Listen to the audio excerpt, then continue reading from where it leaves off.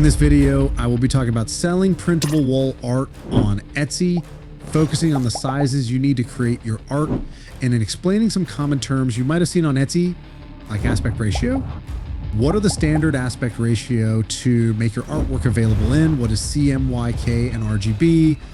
And how does it affect art prints? What does DPI mean? And why is it important to have your art at 300 DPI? How does it affect the sizes of pixels needed for selling printable wall art on Etsy?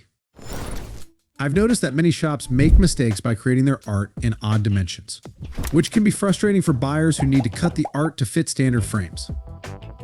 Let's go over these topics to help you set up your online business in 2024 and make your Etsy printable wall art shop a success. When designing printable wall art for Etsy, you need to consider two main things: printing services and frames.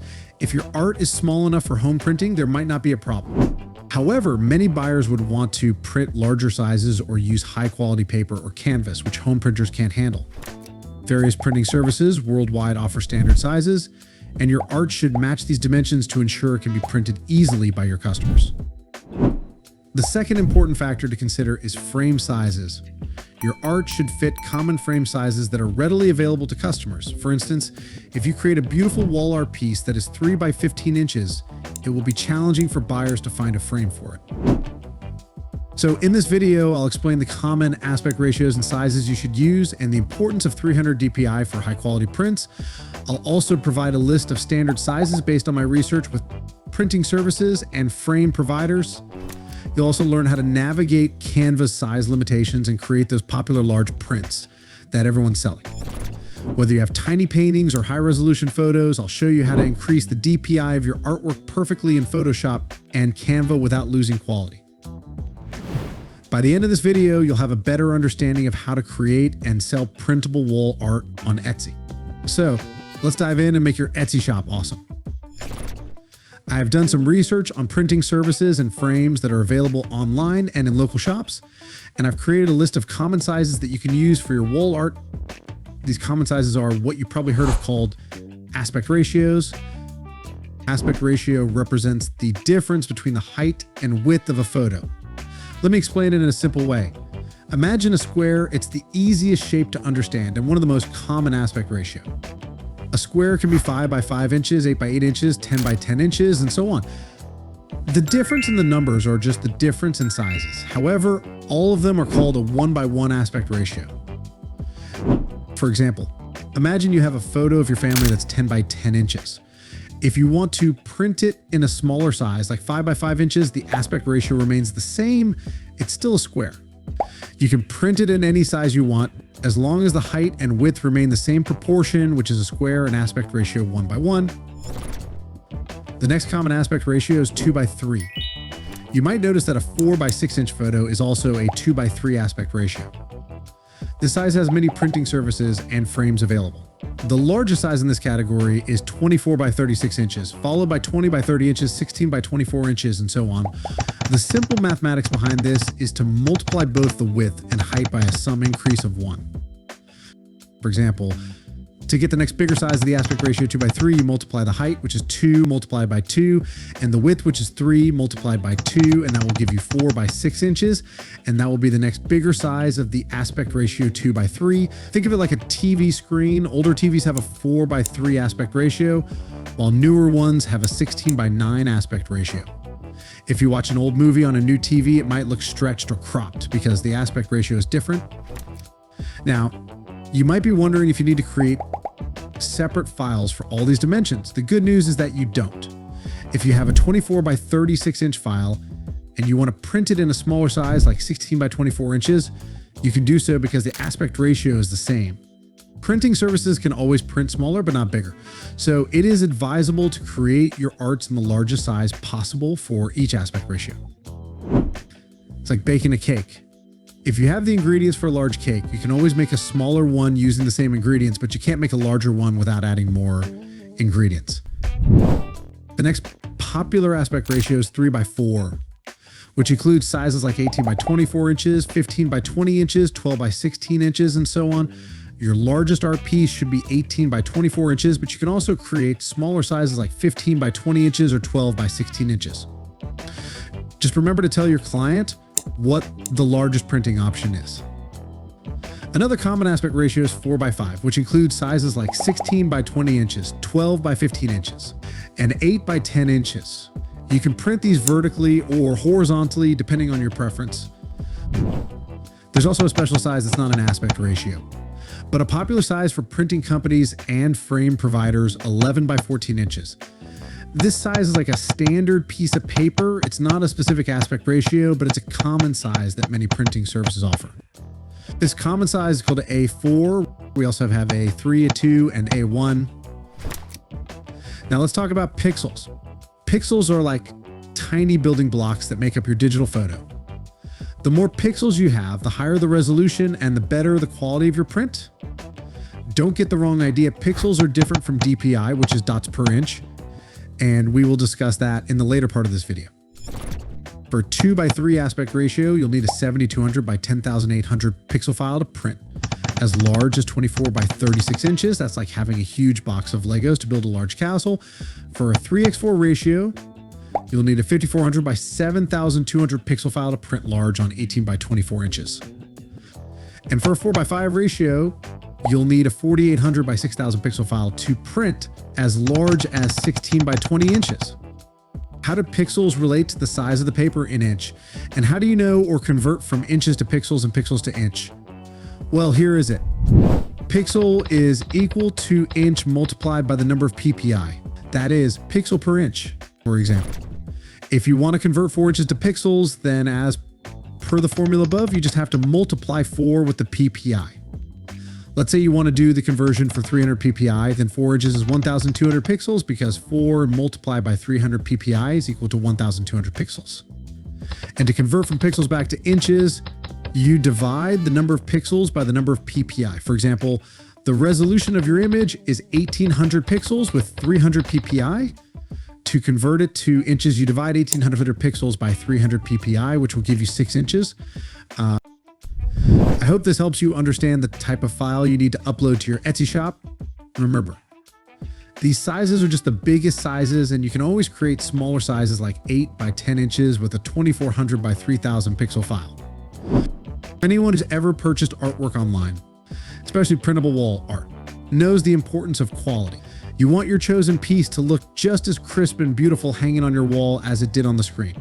But have you ever wondered what factors affect the quality of a printed image? This is where DPI comes in.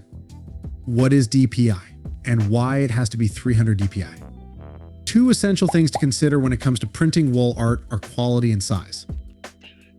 In the printing industry, DPI stands for dots per inch. It represents the number of tiny ink dots a printer can place on a single square inch of paper. The higher the DPI value, the higher the printed dot density, and as a result, the better the resolution. This translates to sharper details and clearer lines in your artwork. If an image has a resolution of 300 DPI, this means that every inch of the printed image contains 300 dots of ink. Photographers and graphic designers typically use 300 DPI as a benchmark for printing high-quality images. Dots per inch is similar to pixels, but it indicates the number of ink dots printed per inch, not the number of pixels on your screen. This number is directly related to the printer's resolution, not the digital image itself. Meaning your image might look very nice on the screen. However, when printed out, you might not get the same quality image as you see on the screen if the image does not have a high dots per inch. The higher the DPI, the smoother and better the image quality will be in print. In summary, you can say screen quality is to PPI as print quality is to DPI. However, images at 72 DPI look clear and sharp on digital screens like computers, tablets, and phones. For printing, images need to be much sharper, and 300 DPI is the standard for that. When you view a picture on a web page, it looks good and sharp on your screen at 72 DPI. However, if you print a photo at 72 DPI, it will look blurry and pixelated. Printing the same photo at 300 DPI will make it look clear, sharp, and professional. In summary, 72 DPI works well for digital screens, while 300 DPI is necessary for high-quality printed images. Imagine creating a mosaic picture using few large tiles. With fewer large tiles, the picture will look blocky and will lack detail, making it harder to see the fine features. But here's another with many small tiles. The mosaic captures fine details and looks much sharper and clearer. The higher the DPI, the smoother and better the quality of the final print. There are some situations where 300 DPI might be overkill. For very large prints viewed from afar, the human eye may not perceive the extra detail packed into a 300 DPI image. However, it's always a safe bet to start with a high DPI image and adjust it down if needed, rather than starting with a low resolution image that can't be improved. How do I change DPI on Photoshop? If you're using Adobe Photoshop to create your printable wall art, here's how to change the DPI. First, launch Adobe Photoshop on your computer. Then navigate to File menu at the top right corner of the screen. Open and select the image you want to adjust. With your image open, click Image at the top right corner of the screen, and then click on Image Size. Here, you can adjust the resolution DPI value, the image size in width and height, and the overall dimensions to your liking. However, when doing that, here are the important things to note. If your image is currently 300 DPI, and for an instance, size to 20 by 13.3 inches, making it larger or smaller at the same resolution will change the DPI. When you adjust the DPI box in Photoshop, you're essentially assigning a new measurement to the file. The actual resolution of the image data stays the same.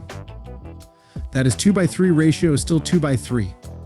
Only the size and DPI changes. This adjustment has no impact on the image quality on screen itself, but only on how it will appear in print.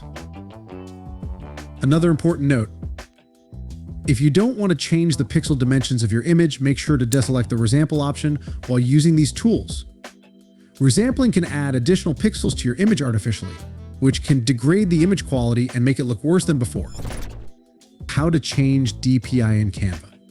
Canva is a popular design platform, but it doesn't offer a direct way to change DPI since designs are typically viewed digitally. However, if you need 300 DPI for printing purposes, you can achieve this indirectly. First, you have to set your design dimensions to the size you need for printing, such as inches or centimeters. And when you're done with that, click Share to download your design. When you're ready to download your design, Canva offers download options where you can select the file type and quality. Downloading your design in JPG, PNG, and PDF standard in 96 DPI resolution will produce blurry or pixelated designs when printed, and we don't want that, right? In order to avoid that, select PDF print. Choosing a PDF print will typically give you good results for printing, because it is the only file format that has 300 DPI in Canva. Note this also, if you intend to print your graphics design, you need to use CMYK to get the best results. Printing in CMYK rather than RGB is crucial for achieving accurate and consistent color reproduction in physical prints. Let's break this down into an easy to understand explanation, starting from the basics. RGB stands for red, green, and blue. It is an additive color model used primarily for digital screens, such as computer monitors, televisions, mobile phones, and cameras. In RGB, colors are created by combining different intensities of red, green, and blue light. RGB is perfect for devices that emit light because it directly correlates with how screens work to produce the wide range of colors you see. On the other hand, CMYK stands for cyan, magenta, yellow, and key black. It is a subtractive color model used for printing. In CMYK, colors are created by subtracting varying percentages of light absorbed by cyan, magenta, yellow, and black inks. When combined, these inks can produce a wide range of colors. Screens emit light directly to your eyes, which is why RGB works well for digital devices. However, prints rely on inks or pigments applied to paper which reflect light into your eyes. This reflection means colors behave differently, necessitating the use of CMYK for accurate reproduction. RGB has a wider range of colors than CMYK. Some bright and vibrant colors you see on a screen like neon or highly saturated hues are not reproducible with CMYK inks. This is why designs created in RGB can look different when printed. Before printing, converting a digital image from RGB to CMYK helps to see a more accurate preview of what the printed result will look like. This step is crucial to manage expectations and adjust colors to get the desired print outcome.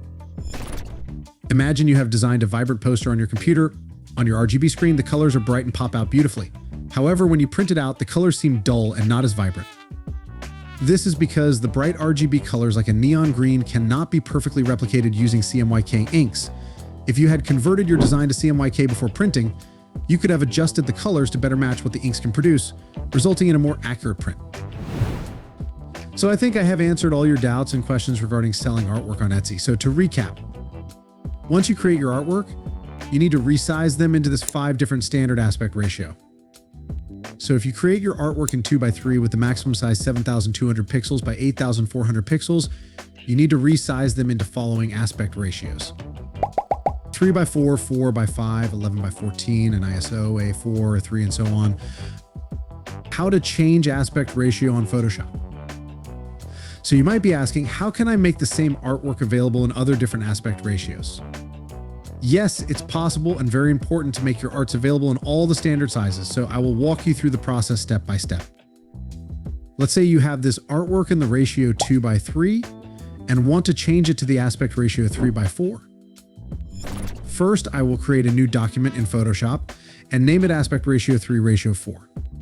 Then select inches if it's not selected already. Now put the value for the biggest size in this aspect ratio. Like I said earlier, it's easier to scale your art down than to scale them up. So for the width, I will put in 18.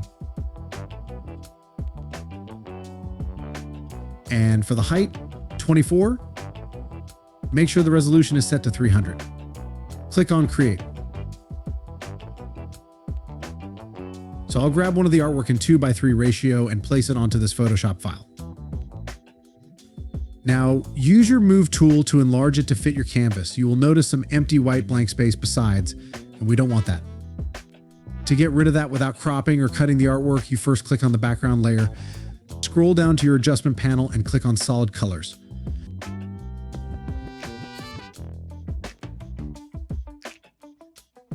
Then use the eyedropper tool to pick the color of the background on the artwork. And you are done. The art has been successfully converted to the aspect ratio 3x4. Now let's take another peculiar example. What if your art doesn't have a background like the previous one? Take for instance forest art piece. I will drop it also to this existing file. And as usual, there's a blank space both on the left and right. For this, there are 2 methods to fit it to this canvas or aspect ratio. First method is to resize your art. To do that, select the Move or Transform tool. Then click on the anchor point by the left and drag it to the end, and also do the same for the right. And the second method, of course, is to scale the artwork until it completely fit the canvas or aspect ratio. In any way you have achieved changing this artwork to the aspect ratio 3x4. You can try that with the other aspect ratios. However, doing this for multiple arts can be tedious and time-consuming. The good news is there is a way to automate this process with just some few clicks that would save you time and effort. I've made a detailed video on the entire process, and I dropped the link in the description. What I just showed you is the manual way of doing it, so if you want to learn the automatic way, click on the link in the description. So thanks for watching. See you in my next video.